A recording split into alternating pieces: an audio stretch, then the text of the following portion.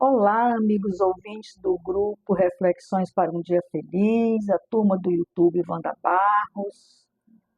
Nós estamos dando continuidade ao estudo da obra Conduta Espírita de Valdo Vieira, através do Espírito André Luiz.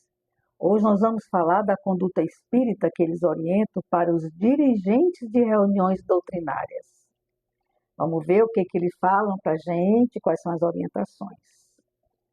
Ele começa assim: o dirigente deve ser atencioso, sereno e compreensivo no trato com os enfermos encarnados e desencarnados, aliando humildade e energia, tanto quanto respeito e disciplina na consecução das próprias tarefas. Somente a forja do bom exemplo plasma a autoridade moral.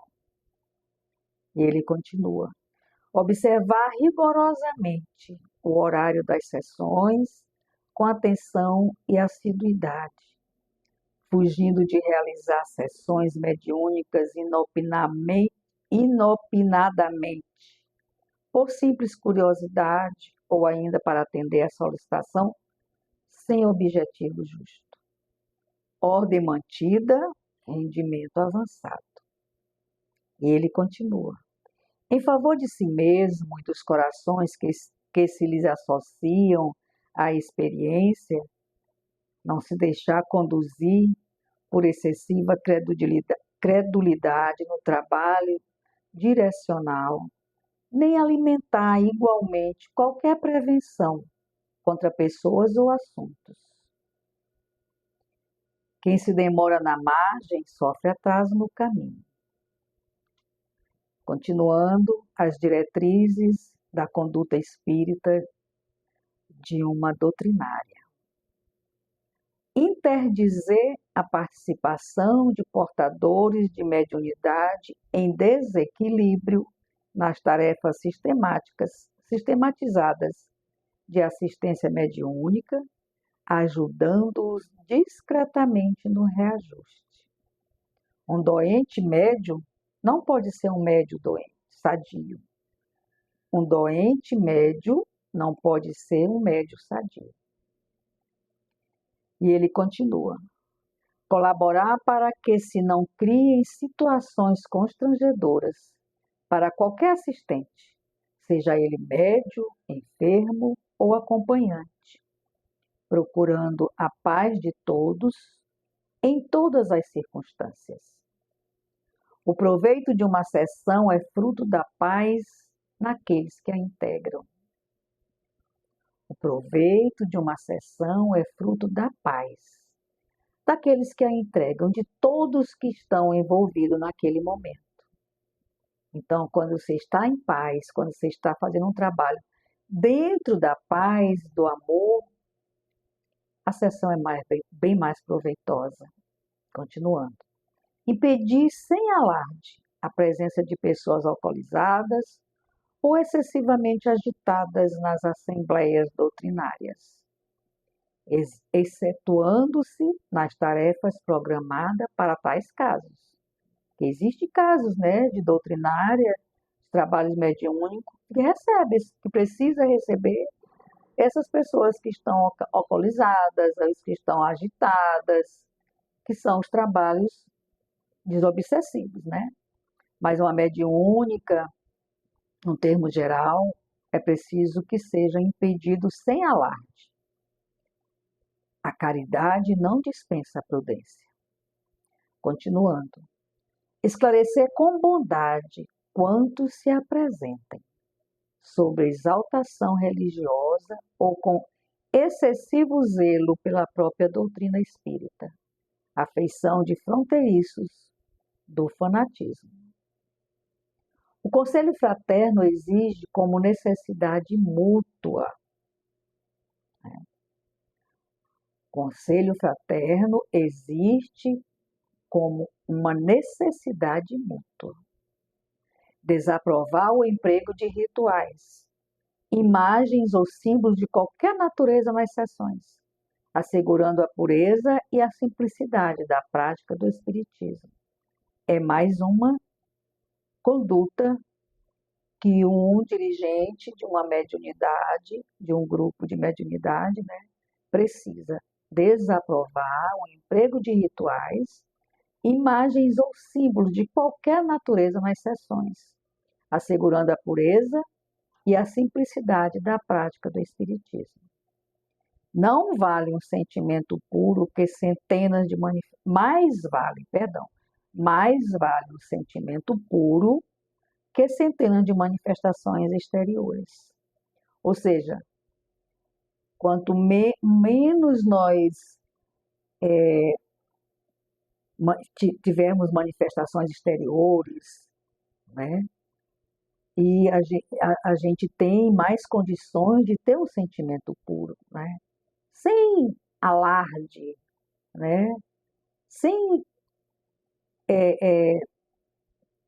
colocar em holofotes, mas lá dentro, no local correto, lá do centro espírita, que tem sempre as câmeras de passe, de estudo mediúnico, de trabalhos mediúnicos. Ali é o espaço. Outra conduta, rejeitar sempre a condição simultânea de dirigente e médio psicofônico, por não poder, desse modo, atender condignamente, nem a um nem ao outro encargo. Rejeitar sempre a condição simultânea, ou seja, dois falando ao mesmo tempo. Você não consegue atender nenhum nem o outro, né?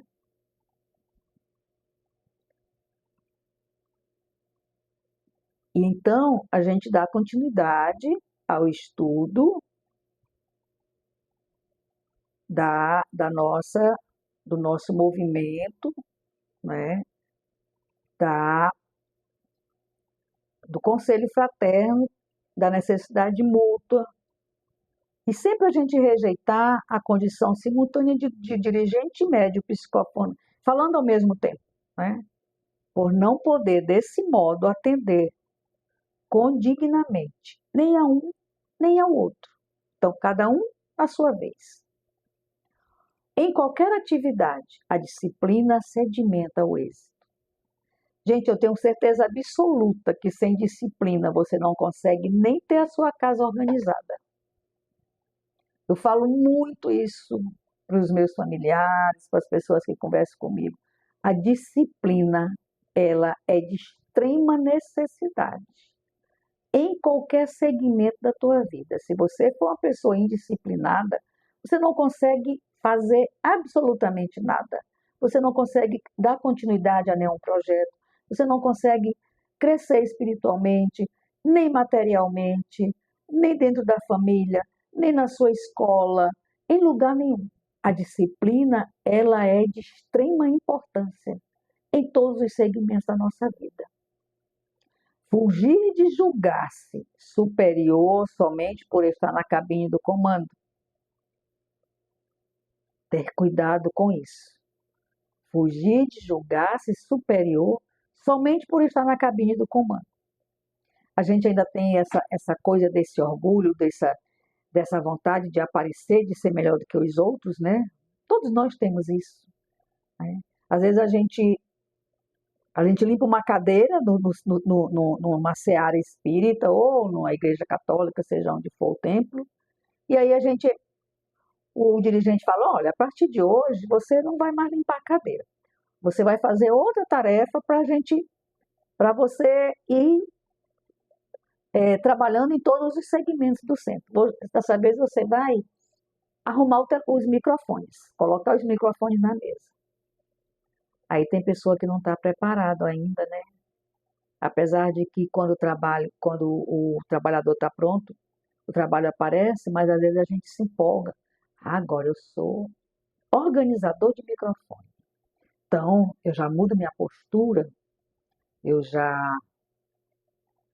falo com mais altivez, eu já ando mais com a cabeça erguida, já seleciono as pessoas para conversar comigo. Isso em todo o segmento da vida. até no nosso trabalho. Nem sempre a gente está pronto para galgar um passinho, por menor que ele seja. Então, ele fala muito claro aqui: fugir de julgar-se superior somente por estar na cabine de comando. Não sou superior, estou ali a trabalho para o Cristo. Eu estou ali apenas como instrumento de trabalho, né? Não é a posição que exalta o trabalhador, mas sim o comportamento moral com que se conduz dentro dela. Olha que puxão de orelha. Não é a posição que exalta o trabalhador, mas sim o comportamento moral com que se conduz dentro dela. Como, pois, recebeste o Senhor Jesus Cristo, assim também andai nele. Paulo, está lá em Colossenses, capítulo 2, versículo 7. Aí eu fiz um complemento, como eu estou fazendo em todas as nossas leituras dessa obra, para que a gente entenda melhor e tenha mais conteúdo para debater, conversar, trocar ideia. E lá no Colossenses, capítulo 2, versículo 7, ele fala assim: os ensinamentos dos Colossenses diz: enraizados e edificados nela, firmamos na fé, como foram ensinados, transbordando de gratidão. Faz parte de uma exortação de Paulo para que os fiéis continuem a viver em Cristo, resistindo às filosofias falsas e tradições humanas e reconhecendo a plenitude da divindade que habita em Jesus. Paulo fala para que os fiéis continuem a viver em Cristo, resistindo às filosofias falsas e tradições humanas e reconhecendo a plenitude da divindade que habita em Jesus. E assim a gente encerra mais uma leitura dessa obra maravilhosa que é a Conduta Espírita. Nós agradecemos mais uma vez a oportunidade de estarmos aqui, trabalhando para o Cristo, estudando e aprendendo junto com vocês. Volto a pedir, não deixe de dar o seu like, fazer seus comentários, divulgar o nosso canal Wanda Barros, estudo da doutrina espírita, obras espíritas, na verdade, né? Para que a gente possa crescer, para que o YouTube entenda que nós precisamos fazer essa divulgação dessa doutrina tão consoladora que nos aquece o coração todos os dias. Fiquem todos com Deus, que Nossa Senhora cubra todos com seu manto sagrado. Até a próxima.